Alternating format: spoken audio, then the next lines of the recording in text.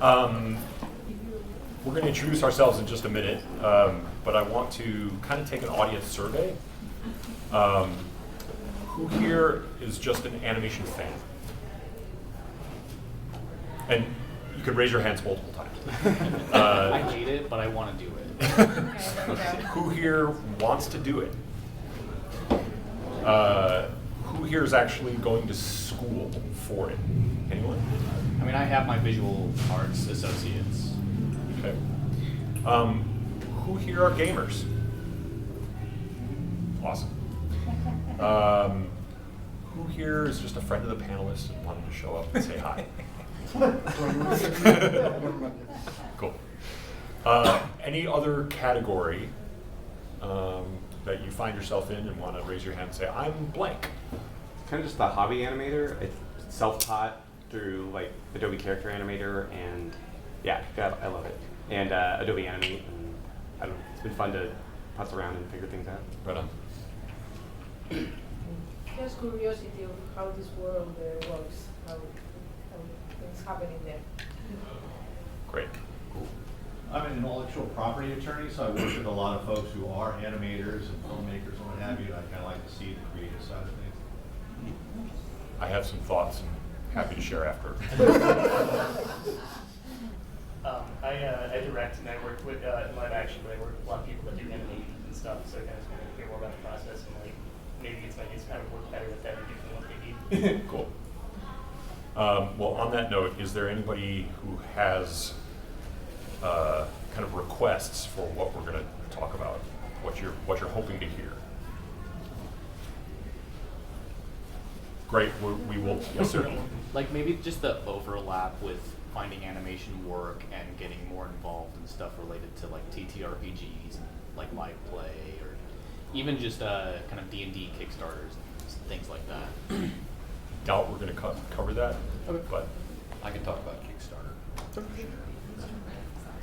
I'm curious about with your developing like a character or certain animations, like what is your editing process through other factors, whether it's what a studio is asking you, other factors of story editing, and how your characters and your animation style for that project change throughout that development process. okay. So I kind of jumped ahead.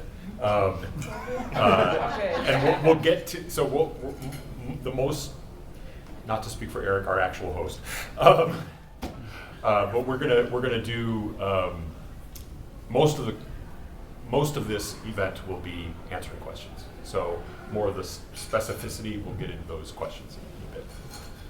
All right. With that, thank you for kind of letting us know who you are. We very much want this to be.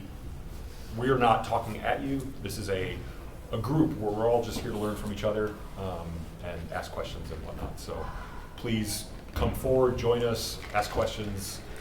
It's a friendly, open environment, much like the tabletop gaming experience. So I'm going to go ahead and get started. I'll introduce myself. My name is Eric Kunzendorf, and I'm actually a storyteller, animator, artist. I teach for Kennesaw State University. I'm an assistant professor of digital animation.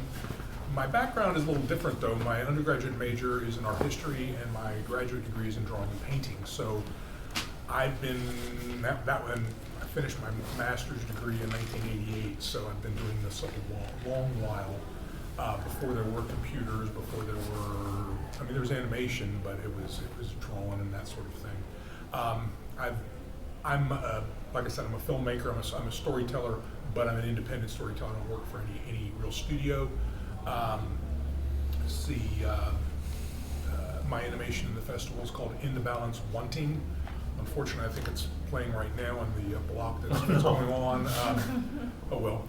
Like I said, I've been doing this for 30 plus years at a lot of different institutions. Interestingly enough, the first institution I worked for was School of Visual Arts in New York. That was on the Edison Avenue campus a long time ago. I've shown in a bunch of festivals, SIGGRAPH, it's a long story how I got from master's degree in drawing and painting into animation, especially into 3D animation, which is my specialty, although the work that I've been doing lately has been more drawn animation in a style that's it's all in Photoshop, and it's all drawing media in Photoshop.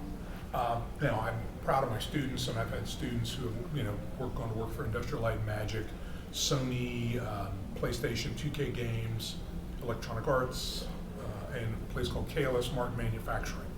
So anyway, that's my story, and I'm sticking to it. My name is Yuri Duncan. I just was given a 8mm Canon camera when I was back in the late 70s when I was a kid with a stop motion clicker. So I started making claymation films, drawing comic books, worked in corporate for like 29 years, hemorrhaging my life at the same time until I was let go on a swath of layoffs, and I doubled down and became a successfully starving artist as a result.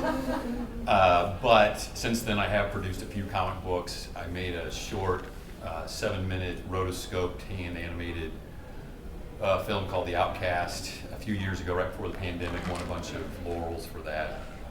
Some earned, some stuff in the ballots. And then a few years ago wrote the script for Employee of the Year, which is in the Comedy Block at 2 o'clock tomorrow, and shot it as a live action film for a change, and then realized that the $20 spacesuit we bought from Amazon was horrible, and I could not expect you to suspend disbelief that this man was trapped in space, but also wearing a $20 Amazon spacesuit. So I rotoscoped the whole thing, 33 minutes, 15 frames a second. If you do the math, that's By yourself? It's a lot.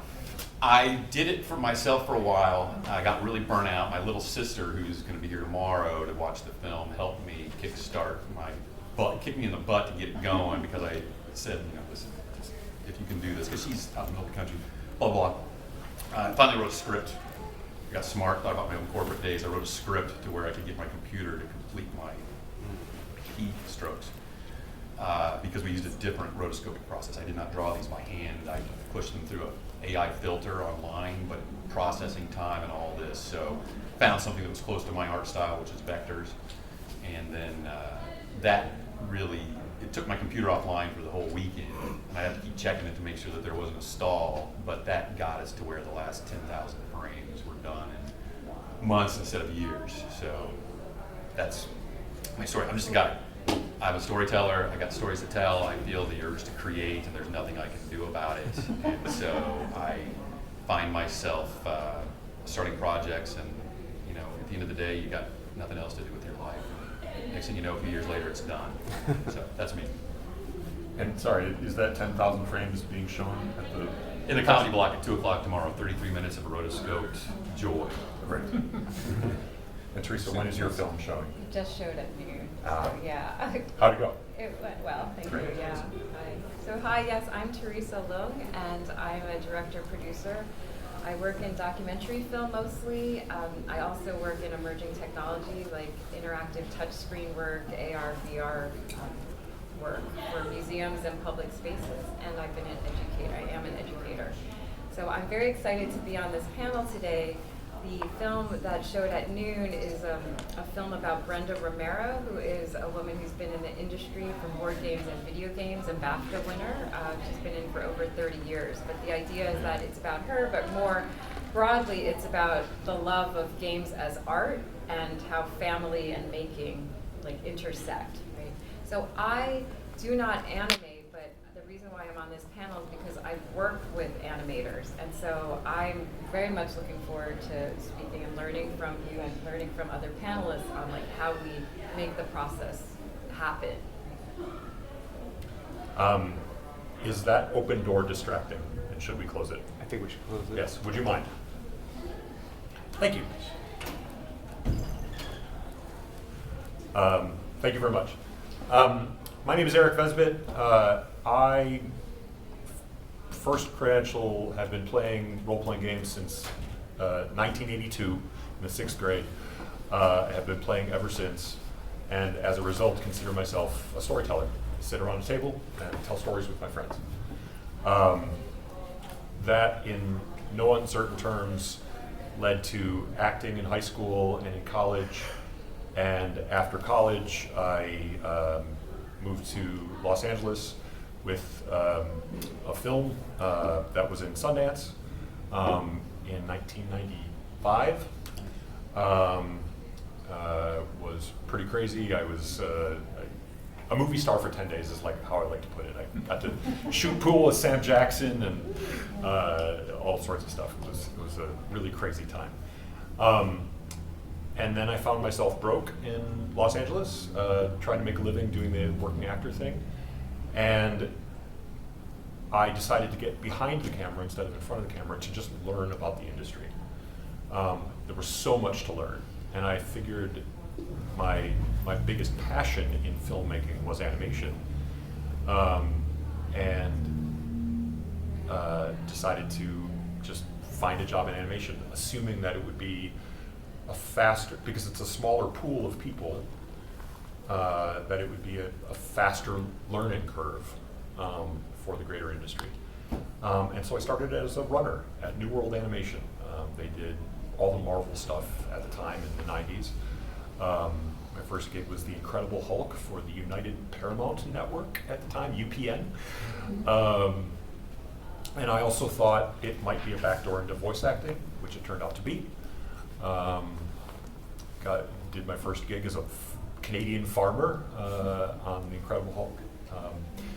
And from there have worked my way up. So I've worked at studios big and small, Universal, Fox, Sony, most recently Netflix in terms of the big studios, and small studios like Titmouse Animation, Flying Bark Animation, big and small for 30 years now. So around 2014, I made it to the point where I could start producing.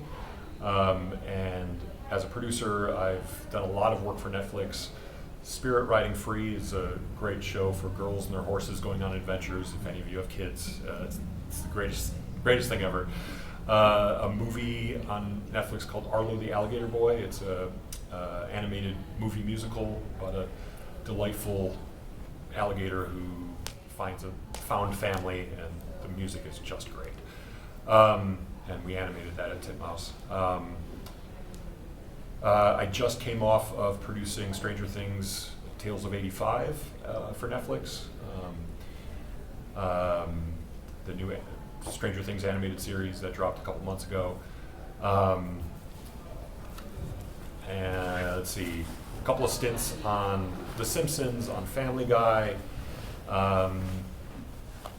just all over. And I'm now developing a new animated project for Riot Games that did Arcane. So, just gig to gig for 30 years.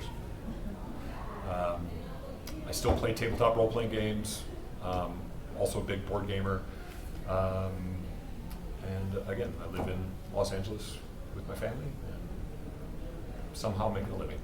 So that's me. Has AI changed a lot? I mean, has that come into play a lot? It's coming. Is it that? It's coming fast and furious.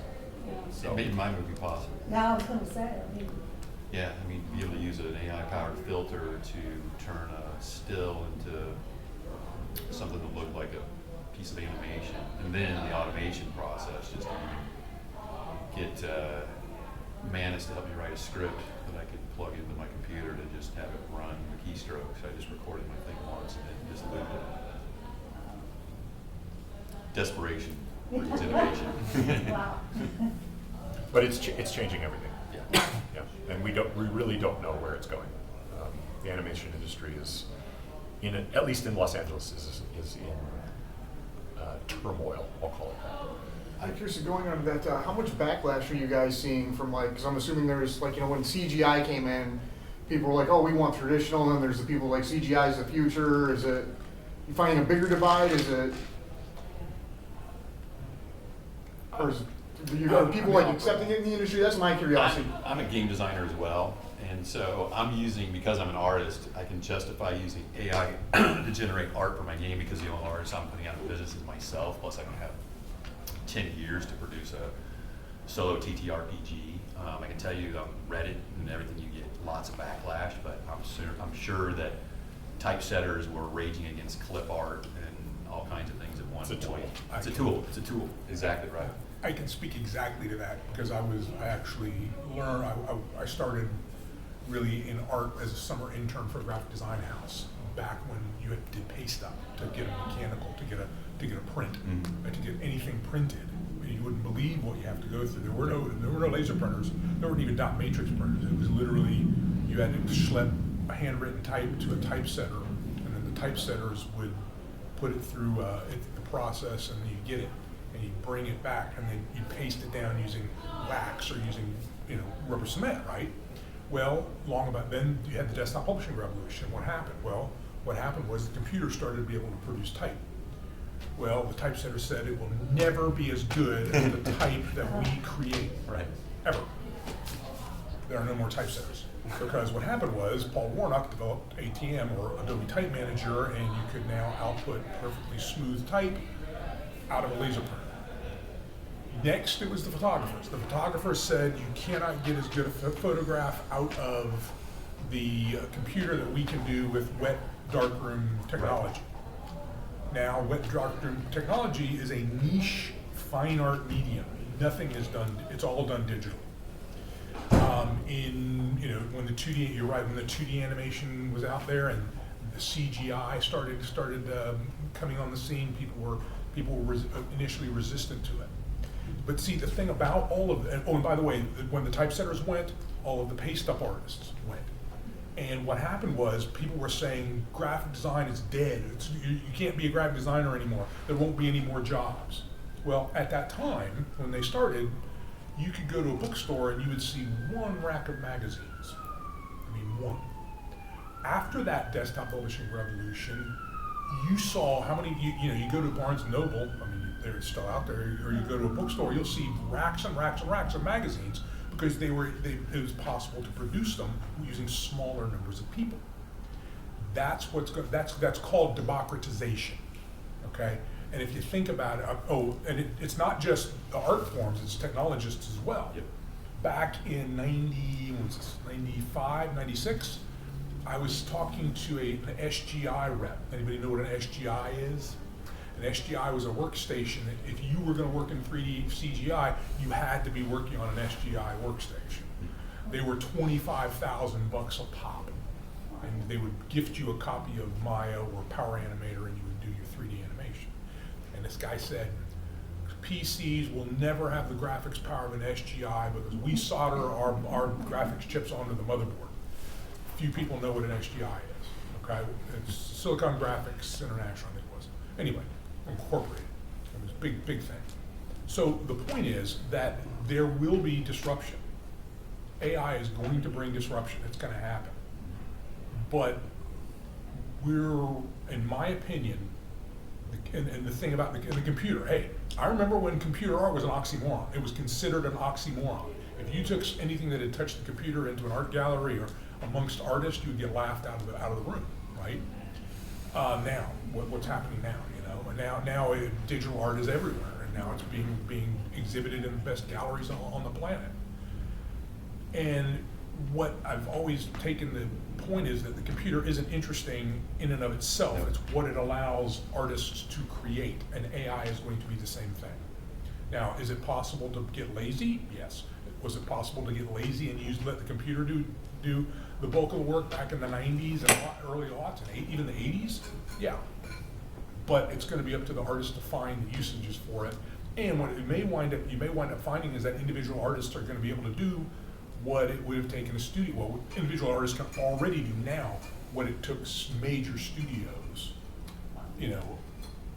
millions of dollars of equipment. Now you can do it. Well, there's an interview with Jim Morrison, late stage Jim Morrison on Soundstage, I think. They say, Jim, how do you see from the door? What do you see the future of music going? He's stroking his beard. He's like, I see a man in his living room surrounded by banks of computers making his own music. And that's really what we're talking about here. Is it's if you're somebody with an idea, you're a storyteller. It's the days of 70mm video. I mean, I got friends that made movies, production, never saw the light of day because they didn't have the $30,000 to process the film. Here comes video, and now this. Who needs? You got a 4K camera? I'm sorry. you know, if you spent that money, you know, on a Sony F7, because your phone can probably do a lot of that heavy lifting for a fraction of the price. So it's putting the power of creativity in the hands of the creators, honestly. Before Eric speaks, though, I do want to say, from an indie perspective on having the choice of who to hire and how for my animation for my films, like I made a choice to hire a small company who still does, they do use AI pipeline for some of their work, but for the work that they did for Game On, they did not. And it was a choice. You know, how long can I keep making these conscious choices? It's a budget choice, right? I could have tried to get a look by using AI, but for a couple of reasons, it's a documentary. And so there are still some rules about how to use AI for documentary work. For interstitials, I could have, but I chose not to because until, I think this is a different paradigm shift than what you are talking about. It's on the evolution, but because, and we have like a lawyer in the room, right? AI has been able to train on data of artists' work, different than what we have been talking about in generations before, which is why we've had these conversations and right, why so many people are concerned, and your question is so interesting. So, like what I have chosen to do for that piece, Game On, was to hire this small company, right? And not use AI. I'm experimenting with it though, and I have to figure out how I'm going to use it moving forward. It's not like, I deal with emerging tech, I'm not naive about it, but I'm trying to figure out when and how to use it. But before your question, Eric, it would be very interesting to hear how you are working. We can literally spend hours talking about AI in the industry, and because it's constantly evolving. I will just, I guess I'll just say two things. One is, to compare where the industry is experimenting right now to as CG technology was coming up. At its core, CGI technology is you create a robot that, I mean not a robot, a puppet in CG. You pose that puppet, you then, for the keyframe, you make the next keyframe, and then the computer animates the in-betweens. You know, so if I'm picking up this glass and raising it to toast you all, wonderful people, you know, I would do this pose, this pose, this pose, right? And then tell the computer to fill in the blanks. As opposed to a tween artist, right, or a tweener back in the day, they would Correct. animate type, draw in the cells between the keyframes. Which we still do in 2D. But I think at its core, that's where at least the bulk of AI is going to be in the near future. The bulk of AI that's going to look good and is still going to feel like humans are making it. What was my other point? My other point was, again, to the intellectual property of it all. You know, none of the studios are going to use just your regular AI models to generate films, because there's huge potential for copyright infringement because they were trained on artists that are out there. So what I have seen, I am by no means an expert, is that they are training on their own films, training on their own, the stuff they already own is what they are building their large language models on, and then they will, from there, slowly develop out. But the idea of just push a button and here's a film, if they do that, it's going to be crap for a long time. Oh yeah, now, I mean, you're stringing together like 9 LLMs now just to get 5 minutes of animation together. So I think we should move on from my AI because it's, but if you guys want to keep talking about it, we can. Well, there is an AI filmmaking panel. Yeah. Is there? Okay. Yes. Tomorrow at 6. Yeah. Please join us. Okay, so I'm gonna. You want to do the first icebreaker question? Yeah, it doesn't matter. I'm just This is a curious great one. for other animators or anybody here that animates, why? Because I know when I did the why do you do it? Because we seem crazy. And like I said, when I was doing the Outcast a few years ago, I drew the whole thing. It's rotoscope, so I would go videotape myself doing actions or other people, feed it into the computer, I export it at 24 frames per second, and then go into Adobe Illustrator and draw with vectors over every frame. And after he did it about 8 seconds, which was about 2 months, I did the math and I was like, okay, how many frames do I have? How long does it take me? I set a stopwatch and did the math, and I was like, oh my God, this is going to take me at least like 9-10 months. And that's just if I sat and did nothing but this. So you just sit there for a moment and go, all right, what else am I going to do? You know, with my free time. So, you know, when you have free time, you work on it, and 15 months later, you've got a film. So I'm just curious as to, there's so many easier ways to tell stories. Comic books, radio plays, paintings can tell a story. Why animation? With it being so cumbersome.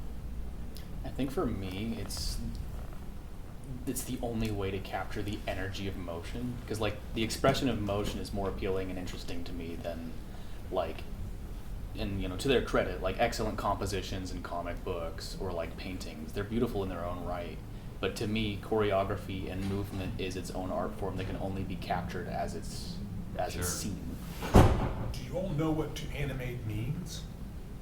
To bring something that is inanimate to life. To breathe life into something. That's exactly what it means, and that's the key. And I guess my question is more I love animation, and I see the benefits in the final product. It's just what drives people to be crazy enough to spend that much time, if you're animating yourself, to do it, you know, because it's a long, arduous process.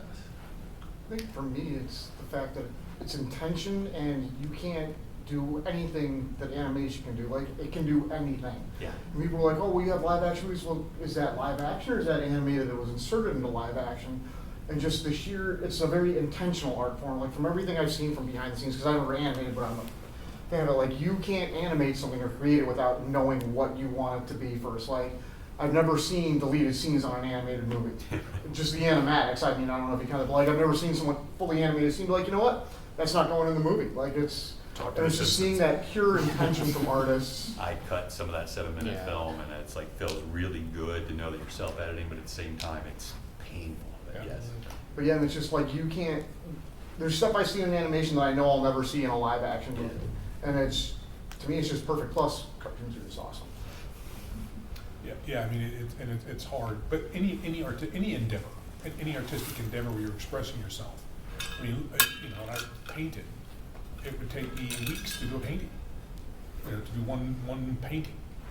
And I found that if I used the computer, I could get those ideas out faster. And that's really the thing. You can animate characters, you can animate people, you can animate things, or you can animate ideas. And the whole idea of and expressing that in pictures, it's expressing that in moving pictures, expressing that at 24 frames per second, or 12, or 15, or 30. That's all part of the breathing life into things. And there's also an element of storytelling and of acting. You know, I have a face for radio. Let's be honest. I'm not going to be an actor. I'm not going to appear in front of a camera and be a star. But maybe the character that I'm putting out there, if it's animated with, you know, to breathe life into it, and whether it's a 2D or a 3D character, if that character comes to life and you believe for that one instant that it's actually alive, and that's where we've gotten very, very good at it. That's where places like Pixar and you know, drawn a blank on some of the other groups that are doing movies, you know, Weta, and all of these folks that are doing these 3D cartoons. They're making those characters come to life. They're making characters you're seeing, and you're actually investing in those characters. And that's I think, when I don't know that we may be farther away in AI doing that, but that's what people are doing. That's what's exciting about it, is to breathe life into a thing or to an idea. Bring something to life. Building on that, I'll say the reason that after 30 years, I'm still making television animation or series-based animation is to, rather than a film takes 4 years to make, 1 2-hour story. TV series, it's about a year for 6 to 12 hours of story. I'd much rather just make stories, get them out there, get the thing that I'm making is immediately being told.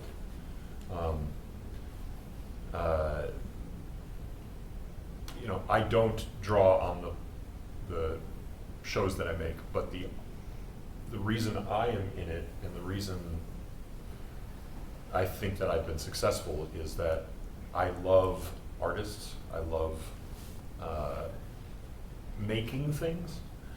I love my part in the making of things, and the constant struggle of, you know, it takes 2 months for 8 seconds, of how can we tell this story in the most economical way possible. We have a limited budget, we have a limited schedule.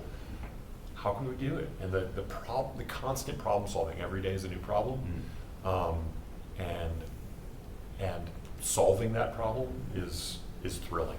It is. It And really it's is. and it can be the math of, we've got, you know, how do we do this in 24 frames? Well, if we take this scene, you know, if you look at anime, anime in the 70s started at the mode of storytelling where, for example, you've got characters walking across a mall, right? So it's a 3-second scene with voiceover dialogue.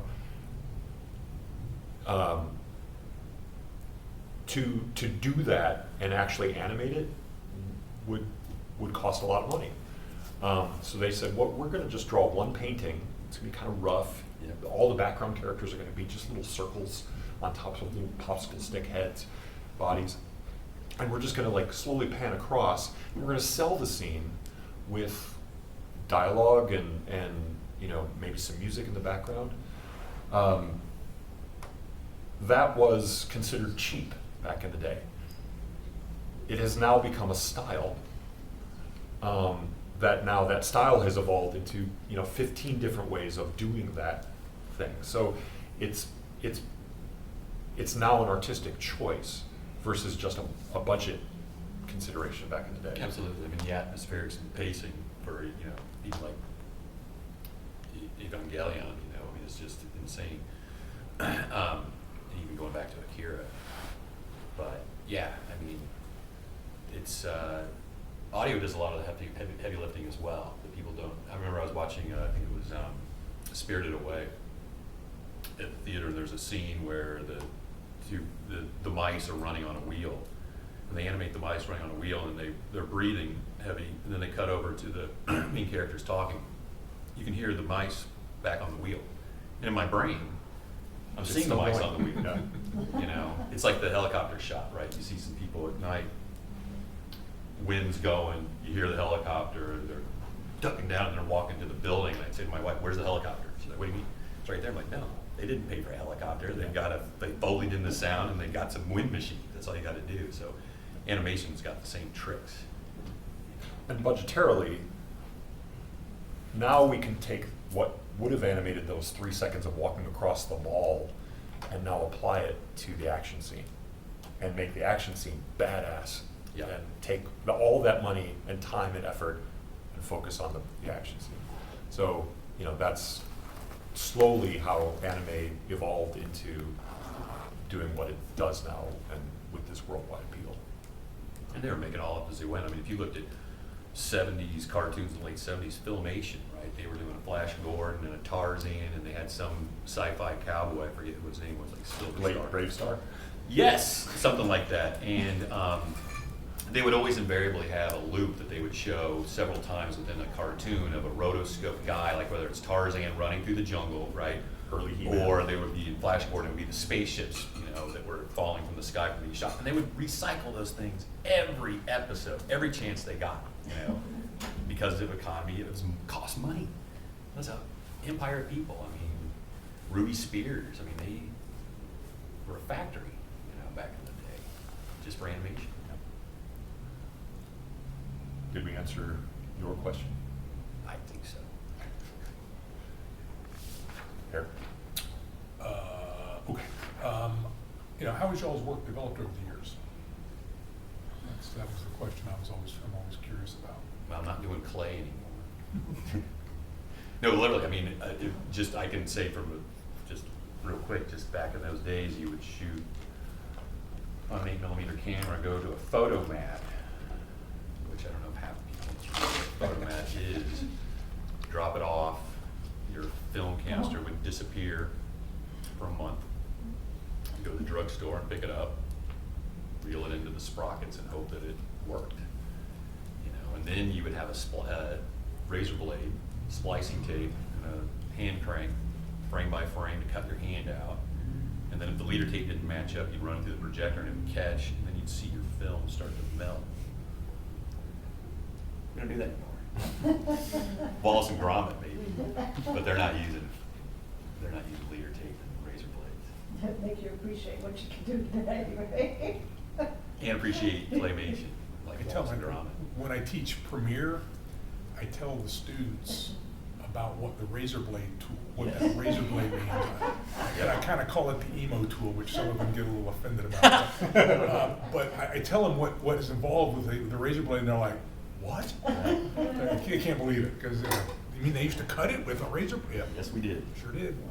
All of the digital tools are still based on analog methods of making animation. Yeah. The methods that Disney evolved in terms of how to run a factory of animation in the 1940s, we still do today.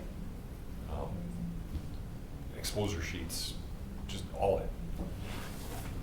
It's still the same thing, we just use different tools. Yeah. I think my work has evolved from, because I partner with animators, right? I think in figuring out how to edit, to figure out who to collaborate with, right? Because at the end of the day, you're spending time with these other artists, so you have to. I've had to learn how to figure out like whose style I like, and also how I think we can work together, right? And then also with the way technology has changed from like Web 1.0 to now like the better use of QR codes, for example, or other types of markers and systems, to be able to figure out how can something move and incorporate animation. And can the animation be something that we can see on the screen, right? But where else could it be? Like I have also worked in physical, right? Like experimenting with we were talking about clay and claymation earlier. Well, now like model magic or other types of physical objects that perhaps we can then create an experience, right? Experiential, where we're able to take something physical and through a marker or some other type of signal, right? Or is it computer vision? And how does that then trigger the animation, and where does that live? So I think what has changed is both confidence as time goes on, right? But also thinking about who are the right people to partner with to achieve the look that I want as a director and producer.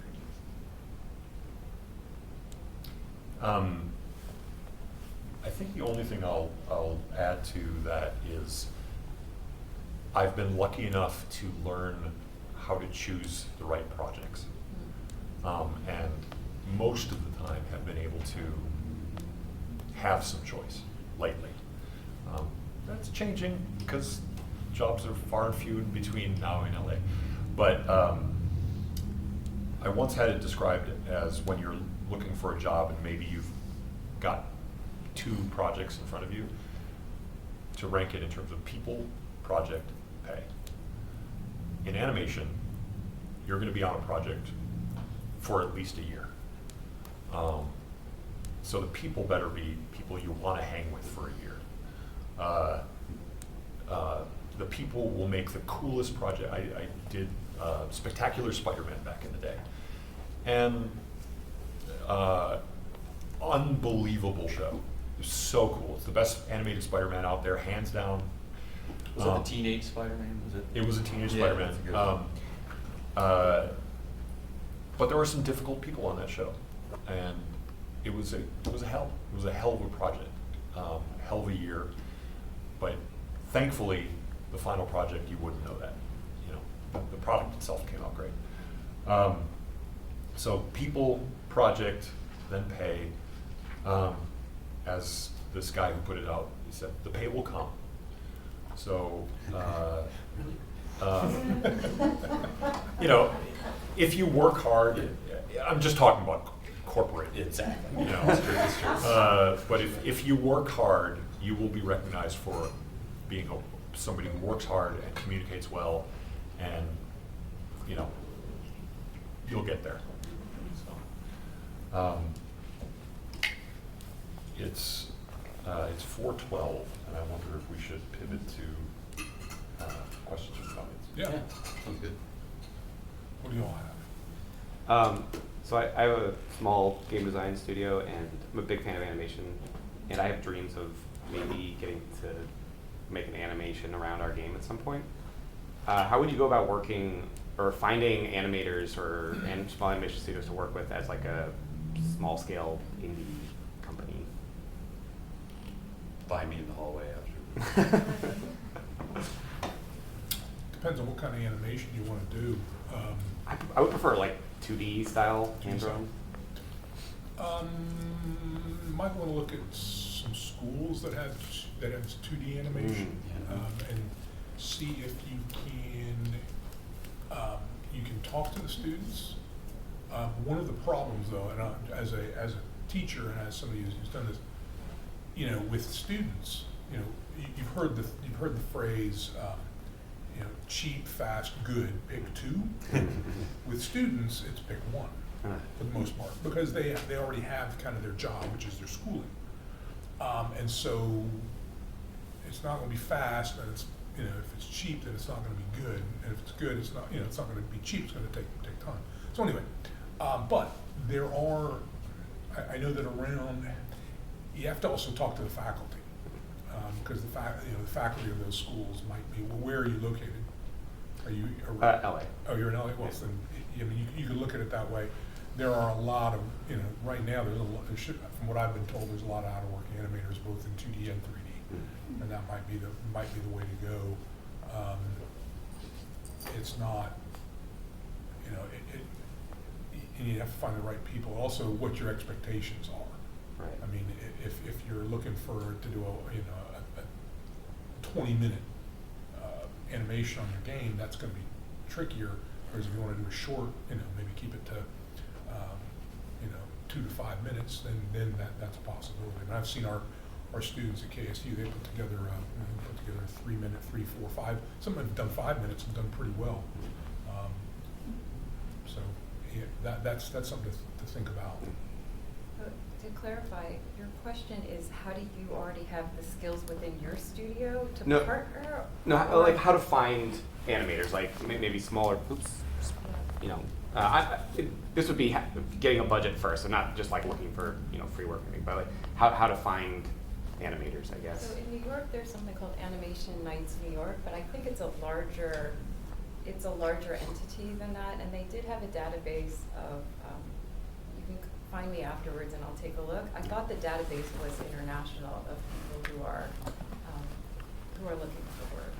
You may Yeah, I mean, you're going to also find independent animators overseas that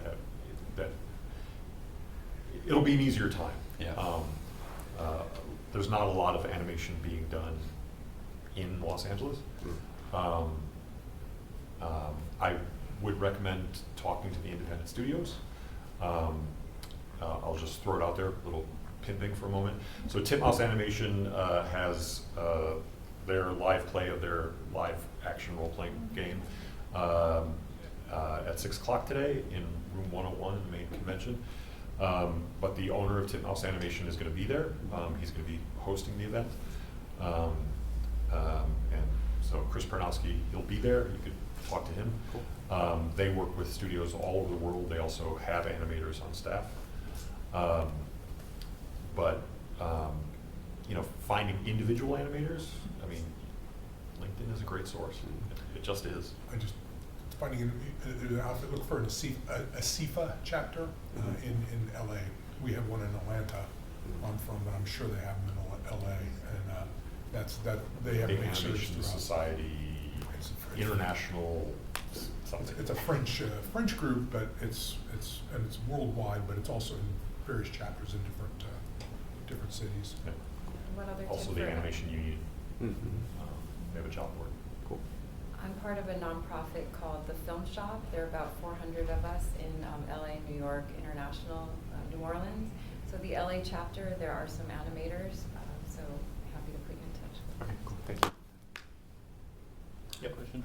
So I keep thinking about what you said with people project pay, because what was it, like a month ago, I was approached by a studio. I'm from Utah, and it's not really an animation studio. It's a video production agency, and what they really do is local ads and then just like tons of training videos for Amazon. So I'm like, okay, the people I'd be working with are nice, the project sucks, and the pay was not there. It was decent, but not quite enough. And then on the flip side of that, I actively have a client as a freelancer who cannot pay very much at all. I get paid, but it's just like almost nothing. It's not sustainable. But the projects are awesome, and he's awesome.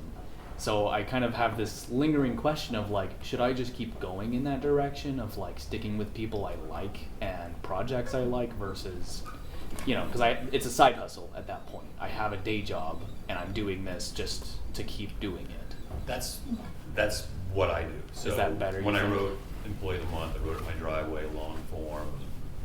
Started out as just a story about during the pandemic, a friend that I just would walk my dog and we talk on the phone Mm-hmm. every day for hours. And so it became this thing. I paid one local actress because I didn't know her. Everyone else did it because they liked the script, which I'm lucky. I mean, I'm lucky for that. But that's also an indication that you're on the right path, because at least around here, tons of people that just want to work and they want to be part of a project they believe in. So I'm very much on the side of working with people you like, unless you're trying to make $1 million. Now, if you make $1 million because you made something that's great, awesome. But if your goal is to monetize, to be a Marvel machine or something like that, then you're gonna have to work with people you don't like. But if you're doing a pet project, don't settle for anything you don't want. And if it was about money, I don't think I'd go for animation. There's much easier ways to make money. It's my first question. I just want to answer one thing. I would encourage you, if you can, to do both. If it's possible to do some of both, because if you're doing a lot of little interstitials for Amazon or whatever, you will learn things. Yeah. You will learn how to make things quickly, and you will gain skills that will then be able to apply later to the cool projects that you want to be involved in. The really only reason that I turned that opportunity down was zero benefits, and I am sustaining myself, so it's just like, okay, this is an opportunity in quotes. Like, I'd kill for a part-time job at Costco. Yeah. The benefits and the part-time work, just so the rest of the time I fit if in I all. took that, I wouldn't be here. Exactly. So.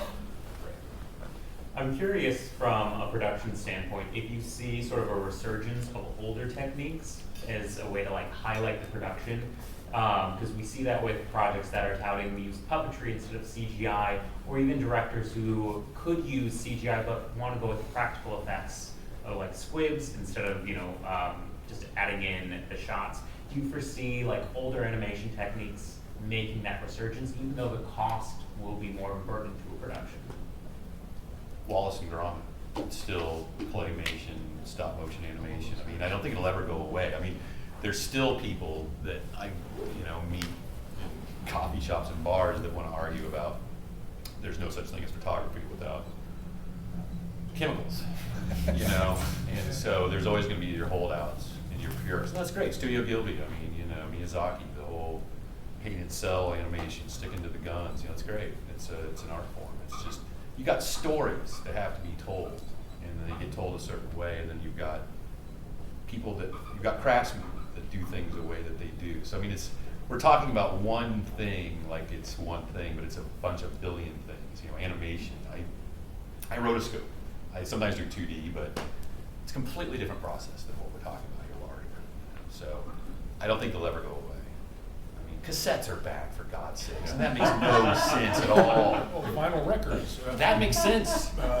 I got artwork, I got lyrics, I got bass, I got grooves. It's an interesting question about that, and I'm not sure about. I imagine that there would be that that type of thing. Well, first off, to do a really big, originally CGI was done to save money, because putting together the practical things and the practical models was so expensive. I mean, that's why they made the decision to do the dinosaurs from Jurassic Park mostly in CG, but they did have some animatronics. But here's an interesting thing, and this is going to be something that, if I had to make a prediction, the thing of art is going to become a lot more important than the distribution of art. Like right now, our images are pretty much distributed, like animation distributed through the internet or through TV, and you've got these distributors that are doing it.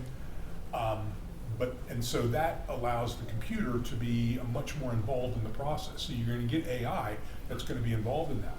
Well, what happens when you start saying, okay, well, the making of the thing is going to be as important as the final thing itself? Like, for example, an AI can generate an image that looks pretty much like a painted portrait, but painting it on canvas and exhibiting it on canvas, you can't do that.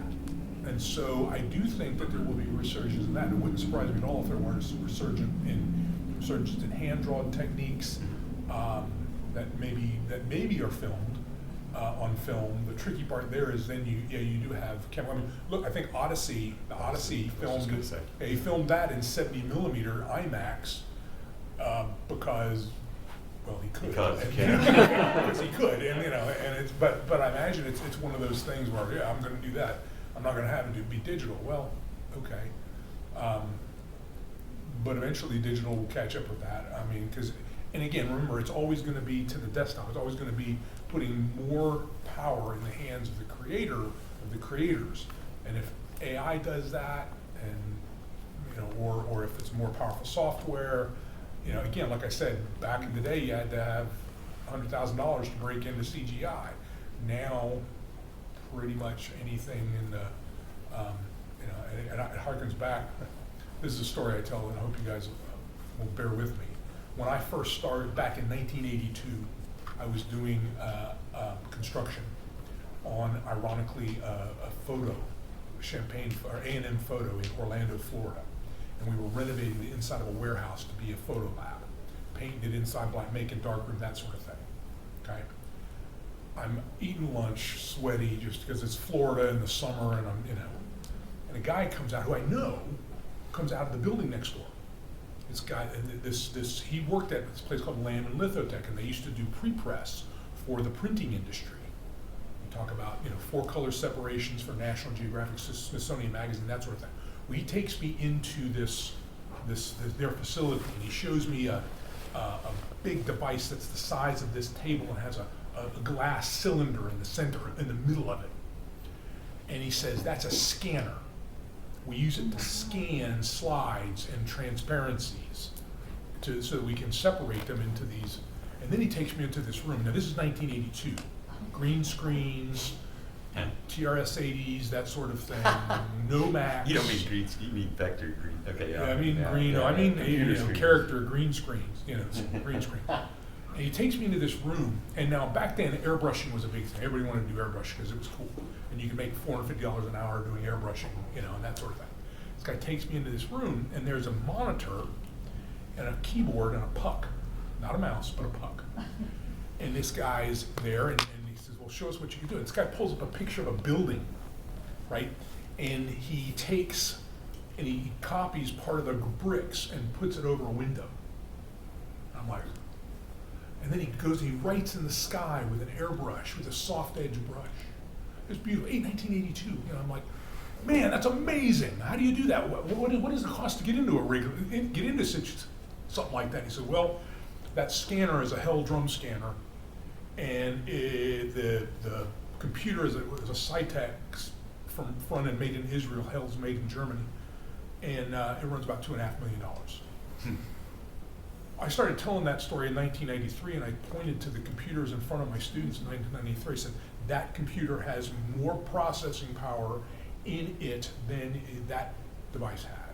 And so, it's kind of funny that now we're talking about, well, what about these hand processes? Are we going to see a resurgence in airbrushing? Maybe. Who knows? But I do think we'll start to see a resurgence in the art thing, sculpture, you know, maybe film photography, maybe web photography, painting probably. That would be cool. That'd be neat. As a parent of a 14-year-old, the desire to have physical objects and get away from screens is very prevalent amongst that generation. And I also think it's why we're seeing a new birth in tabletop role-playing games, where people just want to gather in person and be at a table and tell stories and get away from their fucking screens. Excuse my language. I felt you on that one. What's that? So I felt you on that one. Kind of why we're Screen here. burnout is real. Yes. Some teachers of English are going back to writing in books. I think that's a great idea. I feel like something about how technology has gone, it's become less human focused and like less usable for humans. And I don't know, like I feel like I don't know what has changed about phones, or maybe I got older and dumber, but like it doesn't work anymore the way it used to. It's gotten harder to use. I just turned 40 though, so maybe that's part of it. You gotta love the process, right? I mean, if you're gonna get into any of these things that we're talking about. I mean, I mentor young comic book artists sometimes, and they've got these big ideas, and I just tell them, like, look, you know, you think making cartoons is bad, comics is worse. And that's what I tell them, it's like, you just gotta love the process. You know? If you're looking for the end results, you're not doing the right thing. It's that old quote of, you know, sometimes it's attributed to Chuck Jones, sometimes it's Miles Davis, but you know, you have to put 10,000 hours into something before before you can actually do it well. And there's a theory now that there's a decline. So you hit the 10,000 hours and you become an expert. Is there another 10,000 hours where you start to get worse? You know, like you plateau. You know, because you see it happen. The Dunning-Kruger effect. You got to capitalize on your 10,000 hours. Yeah, when I used to wrestle, we used to say, practice a move 100 times before you use it. Try it in a match, otherwise you're going to get creamed. And you can't say to have mastered it if you've done it successfully 1,000 times. Yeah. Other questions? You know, when, what is something you would recommend? Because like you're talking about Spectacular Spider-Man, that to me is like a hidden gem. Not a lot of people know about. So like I know another hidden gem like It's that. a great show. It's a fantastic. People were a pain in the ass. It is one of the best things Spider-Man ever. Yes. One of the few things I like hunted down to get on DVD because you can't find it streaming anywhere. What is another hidden gem like that you would recommend in animation for? Because like I've seen all Hands the down, great first thing that comes to mind is Space Battleship Yamato out of Japan in the 70s. In the US, it's called Star Blazers. If there are any Daft Punk fans out there, the animator that did their 20-minute video in like the late 90s was the animator that did Space Battleship Yamato. That show is brilliant. I mean, it's storytelling for kids, but it's the first time in my question was, can you point to an animated show or film in your youth that made you want to say, I want to do that? And that for me is that, because at the time all I had was Scooby-Doo and I mean maybe Thundercats, but it was still one episode, one story is done. Star Blazers was the first thing I saw, and this was probably 1978, where it was serialized. Right. You know, you had 40 episodes that started and ended with, you know, Star Force, you only have 375 days to save the Earth. Next episode, Star Force, you only have 362 days to save the Earth, and it's just this ongoing story about trying to save the Earth from planet bombs that were destroying. And it's all an allegory about, as so many things in Japan, about the destruction of our planet. The deep cut I really enjoy is Fantastic Planet from the 70s. It's a French movie cartoon. Yep. Giant aliens, tiny people, we're pets to them. Weird and wonderful. Weird and wonderful, very It sounds French. real familiar now. The tiny people pet thing is. Yeah, they strap these like lizard things to them and make them fight, like they're on their chest. And it starts off with they're just kind of playing roly-poly with this woman and her baby and accidentally kill her, and then they raise the baby, you know, because they're just toys to these aliens. But it's French and it's amazingly weird, but it's awesome. It works. Saw it in the theater when I was a kid. Probably very much an impact. There's a friend of mine who's working more with stop motion. Her name's Angel Yao. She's a performer as well, an actress. So she's working on something, and so I'm not sure what's out right now, what's in preview. And I think she's based in New York, but I think like her work is interesting. Cool. It's YAO Angel. Things that got me involved. Mine's a little different. I grew up on Saturday morning cartoons, so Bugs Bunny and Daffy Duck and those, but that wasn't, animation wasn't the focus. I was a comic book collector. I used to buy a lot of comic books. In fact, I think I had the original X-Men at one point, Teenage Mutant Ninja Turtles #2, and I used to just buy comic books, and John Byrne was my hero. Same. He was awesome. X-Men. X-Men was just fantastic. Anything he did was fantastic. And I wanted to draw comic books when I was in high school. And I was also a football player, and I was pretty good, and I was recruited by some Ivy League schools, and so my father said, you're gonna go to college, you're gonna go to Ivy League school. There don't have many art programs back then in the Ivy Leagues. So I was an art history major.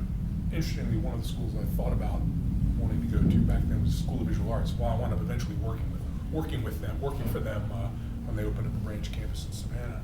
But I got up into, I was a painter, and I wanted to paint for a long time. I wanted to draw comic books, but then my taste got a little more refined. I started to learn a little more about art, and I realized that, it's funny, the way that they produced paintings back in the 1400s and 1500s is very similar to the way they did comic books, just from the standpoint of an artisan. It's interesting how the studio mentality we have today, it's not a new thing. It's been around a long time. The idea of an individual artist is something that's very new to the 20th century. Anyway, so learning that, but as I taught, I taught high school for 4 years, the toughest job I ever had. That includes playing football and wrestling. And then teaching in college, I started teaching drawing and graphic design, but I was also doing computer art. I was also talking about computer art. And the students were interested in animation, so I started to get into, what is this animation thing? And so I came at it from the 3D standpoint. I was a 3D animator from the beginning. And I was always frustrated because the tools were so limited. I mean, waiting 45 minutes for a little postage stamp image done in Radiosity or Final Gathering or whatever you want to call it today was insane. And so I've seen all those tools develop, and you can do so much more now than you could back then. And it's been a blast. And it's been, when you're learning that, you start talking about character animation, because how do you bring a character to life, and the mechanics of motion and how things move, and I like that my animation students take acting, because they, that type of kinesthetic awareness just in stage acting, because that's why the heads are so big, why the eyes are so big, so that the emotions come through on screen, from a farther distance away. People don't realize that, but that's the way it works. But a theater colleague of mine at a previous institution said, what did he say? He said, TV makes you rich, movies make you famous, theater makes you good. He was a theater, but he also did some TV work. But yeah, having the ability to act and the ability to think about that, or the ability to match those performances that you see, is really important. And that it took time to do that. And then you have to, in CG, you have to rig. There's a lot of excruciatingly technical details if you're going to be an animator that you have to use to empower yourself. And so I came at it from that end. There's a programming side of me that really enjoys scripting for in Maya and that sort of thing, and writing those types of scripts, those types of programs. That's a whole nother breeding. That's a whole nother pile of worms that opened up in undergraduate. But anyway, so it's just evolved over time. There wasn't anything that said, hey, I want to animate. This is what, I guess Toy Story. My oldest son is 32 years. He was 3 years old. He had thrush. He kept watching Toy Story over and over and over again on VHS. And it was great, because it was a great movie. And I realized, wow, and the more I learned about that movie, the more that went into it, the more, prep work and that sort of thing. That's really cool. The research they did into that, and all of the early Pixar films are just phenomenal. And that's the kind of thing I think is really kind of neat, researching that sort of thing, finding out new things and solving problems. We are over time. Yep. Chuck is about to kick us out. Yep. I will throw out a couple more hidden gems, which is Pantheon that's and good. Scavenger's Reign. Scavenger's Reign's really good. Thank you. Those are both the top, best things out right now, for sure. Thank you, everybody. Thanks for coming. Thank you.